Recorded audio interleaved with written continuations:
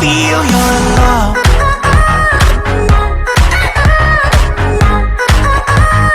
I just wanna feel your love.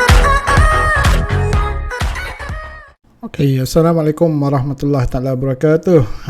Bertemu kembali dalam Findi Mentega 4. So ini kita nak tengok chapter 8, Trend Lines and Regression Analysis. So this one agak banyak sedikit. Kalau ikut slide kita ada 73 slide, memang banyak. So saya akan go through yang penting-penting lah. Okay, so okay, without further ado. Okay, so dalam chapter ni tugas kita biasanya kita nak modeling ya. Kita nak modeling ataupun kita nak tengok trend. Alright. Okay, so kadang-kadang kita ada data apa semua daripada syarikat apa semua, kita nak tengok model yang sesuai lah supaya kita dapat predict future outcome, right? For example kalau kita in banking industries, kita ada data berkenaan dengan peminjam ataupun loan. Okay, so kalau ada data berkenaan dengan loan tu, obviously kita akan ada data yang lagi lah. For example, kita ambil seorang ni, maklumat yang akan beri adalah gender, dia punya salary, dia punya marital status, dia punya macam-macam lagi maklumat yang diberikan oleh pelanggan kepada pihak bank. Okay, and then at the same time bank dia ada juga data berkenaan dengan NPL, non-performing loan. Right, non-performing loan ni maksud dia loan yang tak perform lah, maknanya orang tak bayar dia punya installment bulan-bulan tu kan. So yang tu kita panggil sebagai NPL. So dengan data yang kita ada dan maklumat berkenaan dengan NPL yang kita ada, so for example kita tahulah orang ni NPL, orang ni tak NPL apa semua kan.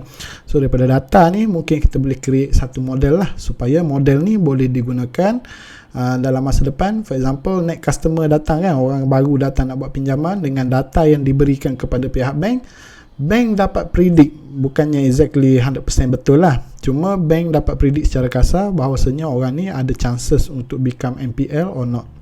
Right, that's the main issue. So banyak model yang perlu dipakai. For example, model untuk sales, model untuk marketing punya effect, model untuk retrenchment ataupun employees punya salary apa semua, ada model, macam-macam model, right? Okay, so tugas kita nak create model ni lah, model ni supaya kita boleh guna pakai model tersebut. Okay, so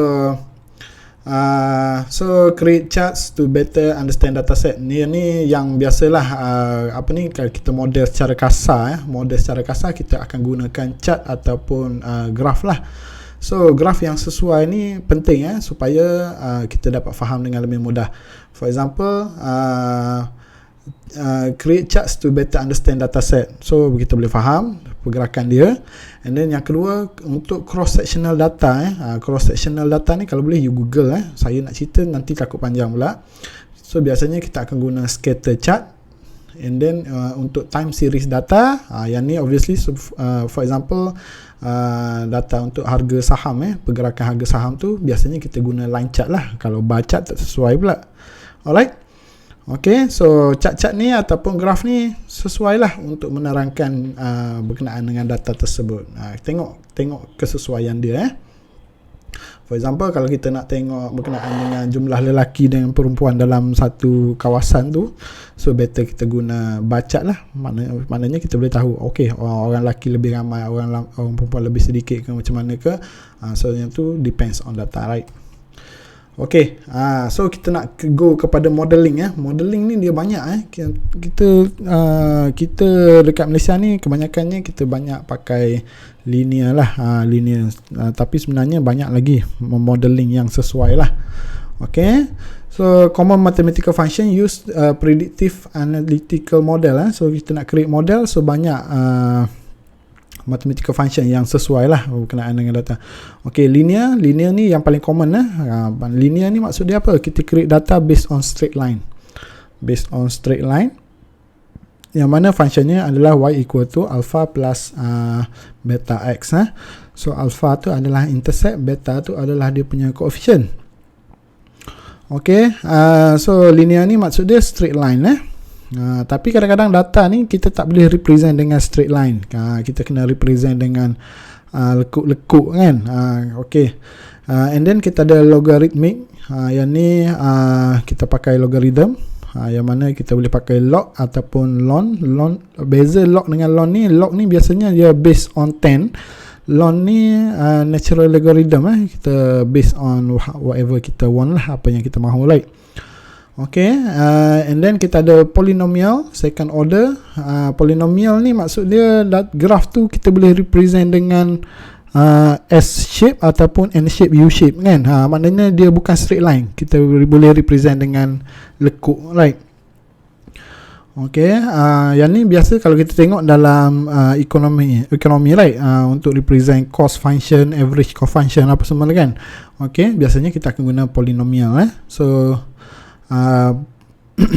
okay, kalau third order punya polynomial tu maksud dia ada kuasa 3 lah. Kalau second order ada kuasa 2. Okay, and then power ni ada kuasa, and then exponential pun sama dengan power, cuma dia terbalik. Dia punya coefficient tu becomes untuk power coefficient tu become power, and then untuk exponential coefficient tu become coefficient lah, x to become power. Okay. Okay, so dalam Excel kita boleh gunakan tool dia panggil sebagai trend line tool untuk create line ni, untuk represent kita punya data, right? So you boleh follow ni, and then right click on data series and choose add trend line, right? So you highlight data tu and then create trend line lah. So dalam kotak yang ada kat sebelah tu, dia suruh kita pilih lah nak represent by what, exponential ke, linear ke, logarithmic ke, polynomial ke. Tengok, kalau kita tengok polynomial tu dia bentuk S, right? Polynomial power pun dia bentuk U, right? Logarithmic pun dia lebih kurang sama lah, logarithmic, power, polynomial, cuma moving average tu cerita lain pula. Saya tak nak cerita berkenaan dengan moving average. Okay, so pilihlah yang mana, and then yang kat bawah dalam kotak tu you tick lah. Kalau you nak set intercept, display equation, biasanya kita tick semua lah untuk dapat gambaran yang lebih jelas berkenaan dengan trend line tu. So kalau you tak tick box yang kat bawah tu, maknanya kita tak boleh tahulah sama ada line yang kita create tu bagus ke tak. Kalau you tick, you dapat tahu, right? Dia akan bagi tahu dengan lebih detail. Okay, so apa R-square? R-square kat sini dia cakap is a measure of the fit of the line to the data. So R-square ni menggambarkan line yang kita buat untuk menggambarkan data tersebut tu fit ke tak fit. Fit ni maknanya dia betul-betul represent that dot ke tak, right? So R-square ni dia dalam range 0 hingga 1. Dia akan bagi data tu 0 hingga 1. So kalau dia menghampiri 1, maknanya a perfect fit, maknanya betul-betul line kita punya data tu fall in that line, betul-betul. Okay, tapi kalau R-square tu menghampiri 0, maknanya kita punya dot tu berterabur and then ada line. So maknanya line tu tak boleh represent dot dengan lebih bagus lah. So dalam statistik R-square ni maksud dia kita nak ukur macam mana variance lah, ketaburan dia. Kalau variance tu besar sangat, maknanya R-square dia akan jadi lebih rendah. Tapi kalau variance tu rendah, maknanya dia akan menghampiri 1. Variance ni maksud dia ketaburan, lagi berterabur, lagi rendah R-square dia. Okay, so maknanya line tu tak betul-betul fit lah. Okay, so ini example ada dalam kita punya iClass punya data saya bagi. So boleh guna, try. Okay, price dengan demand. So yang ni price dan demand tu kita nak create satu line lah untuk menggambarkan di antara sales dengan price tu kan.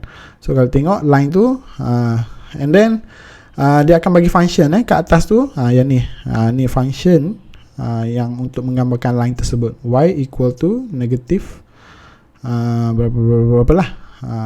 So ini data dia, and then R-square dia bagi. R-square maknanya kat sini 0.833, maknanya dia menghampiri 1. Maknanya line tersebut boleh menggambarkan dot blue dot tersebut. Okay, okay, seterusnya. Okay, yang ni pun example juga. Example, tapi example ni kita nak compare, between linear, logarithm apa semua tu lah, polynomial apa semua kan. Kita ada banyak represent. So kita nak test data ni. Data ni ada dalam, saya bagi dalam iClass. So predicting crude oil price. So yang ni price, yang ni masa kat bawah masa. Maknanya yang ni pergerakan harga crude oil sepanjang masa tersebut lah, Januari hingga tahun 2008 kata silap. Okay. Okay. So kalau kita guna Excel untuk create line untuk menggambarkan crude oil price tadi, so kalau pakai exponential dia akan keluar y equal to, yang ni generated by Excel 50.49e kuasa 0.021x. Alright, untuk logarithm dan seterusnya lah. Kalau polinomial ada kuasa 3, kalau power kuasa macam tu lah. So dia ada R square masing-masing lah.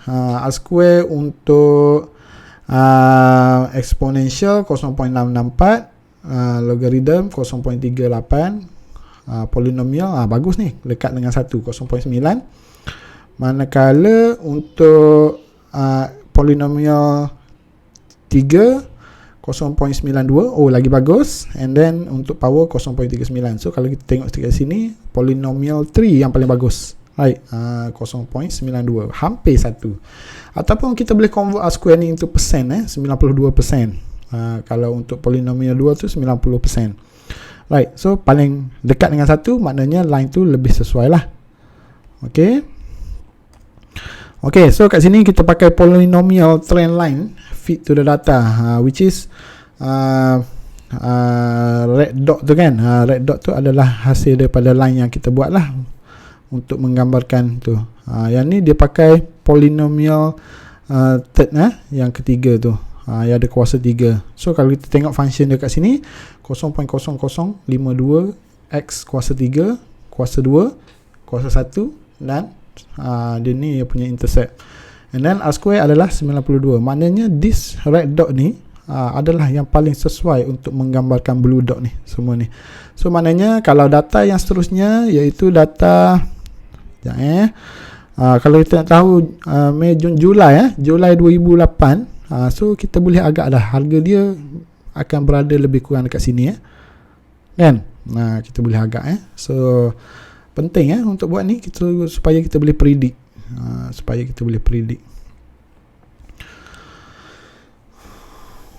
Okay, so kat sini dia cakap nak guna polinomial ni bagus. Bagus polinomial, lagi banyak kuasa yang kita guna, kuasa 4, kuasa 5, lagi bagus line yang kita create. Tapi kena hati-hatilah.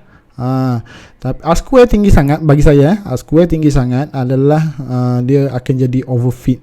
Bila overfit, maknanya kita tak boleh nak predict. Fit sangat pun tak boleh juga.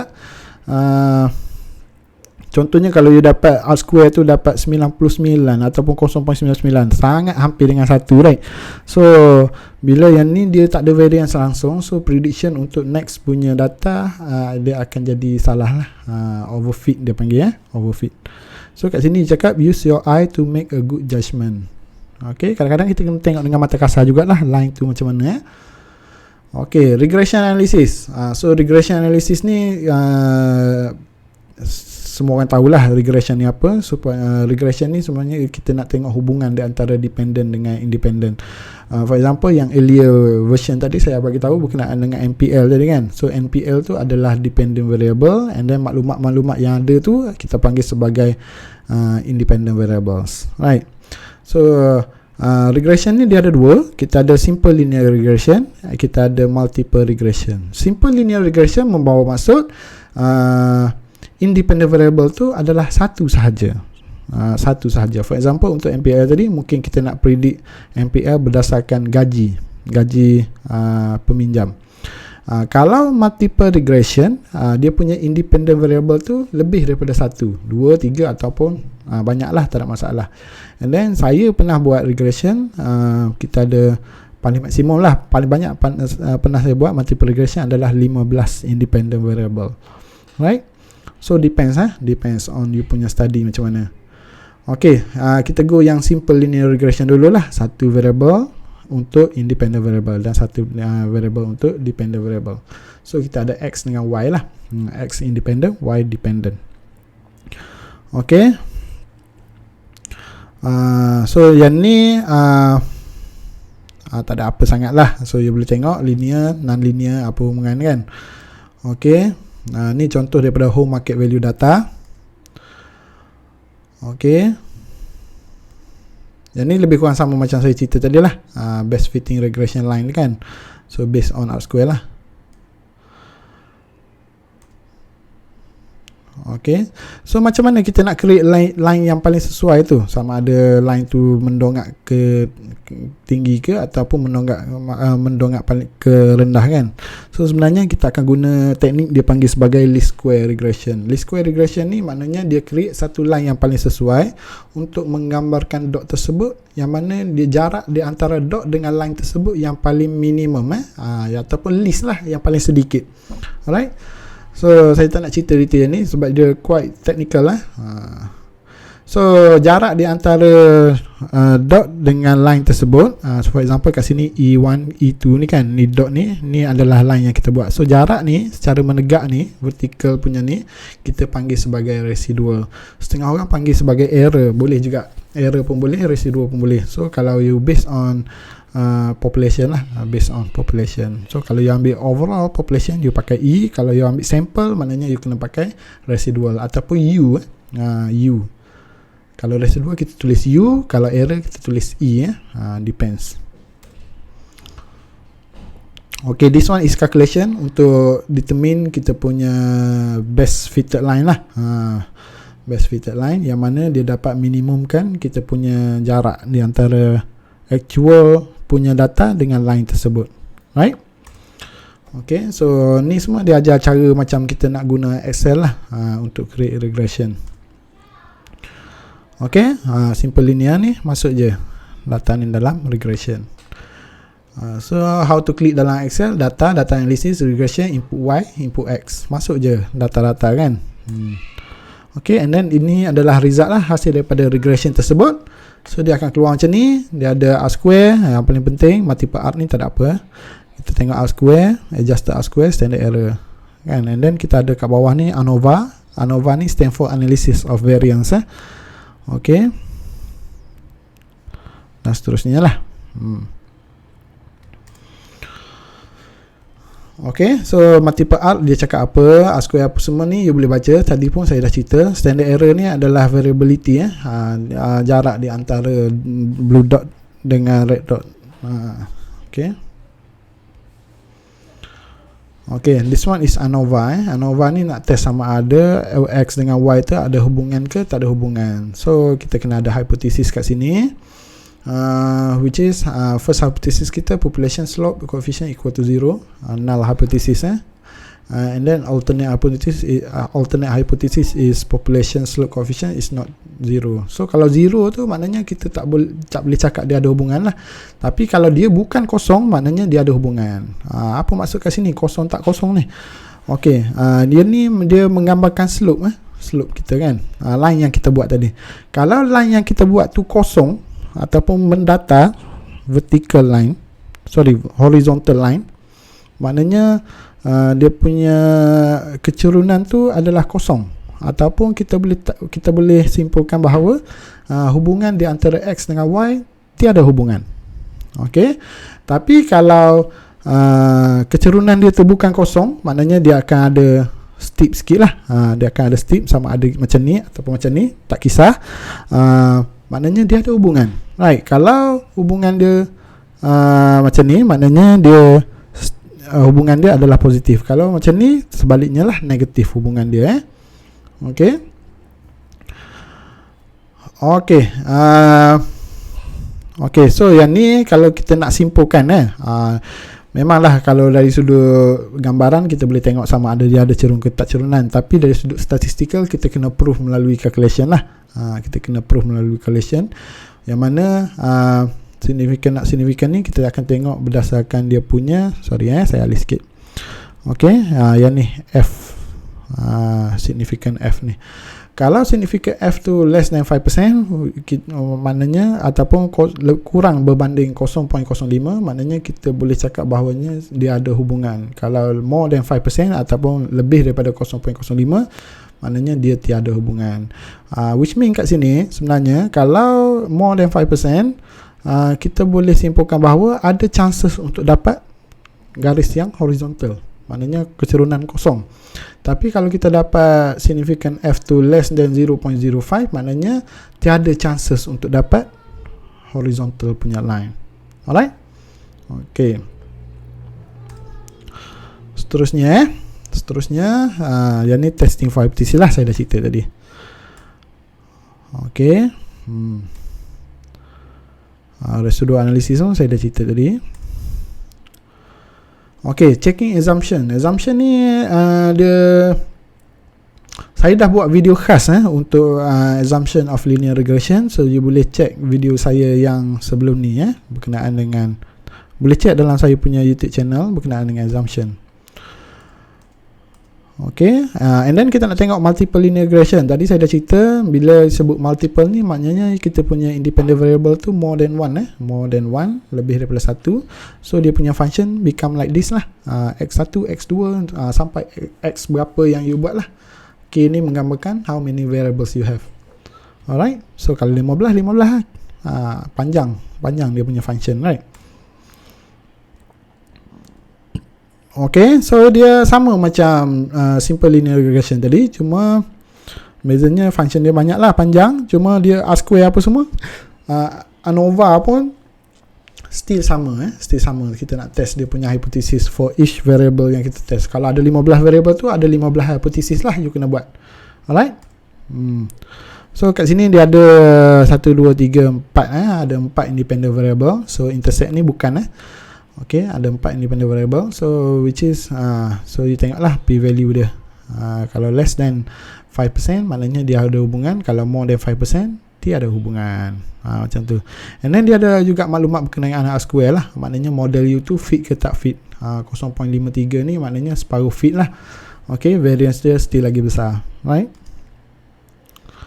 Okay, so this one you have to read lah berkenaan dengan isu kita nak model. Model ni dia macam-macam lah masalah berkenaan dengan model. So regression ni dia banyak sebenarnya. Regression banyak. Yang paling simple adalah multiple linear regression ataupun simple linear regression lah, yang biasanya student degree buat. Okay, tapi untuk level yang lebih tinggi, for example master ataupun PhD, dia akan pakai regression yang lebih advance lah. So yang latest kita ada berkenaan dengan lasso regression, kita ada rich regression dan pelbagai jenis regression. And then the latest one kita banyak guna machine learning punya ni lah, predictive model. For example kita ada neural network, right? Fuzzy model dan macam-macam lagi. So itu saja daripada saya lah. So make sure lepas ni you kena tengok video berkenaan dengan assumption of linear regression yang setelah saya buat dan ada dalam saya punya YouTube channel. Okay, so itu saja daripada saya. Wabillahi taufiq wal hidayah. Assalamualaikum warahmatullahi taala wabarakatuh. Peace out.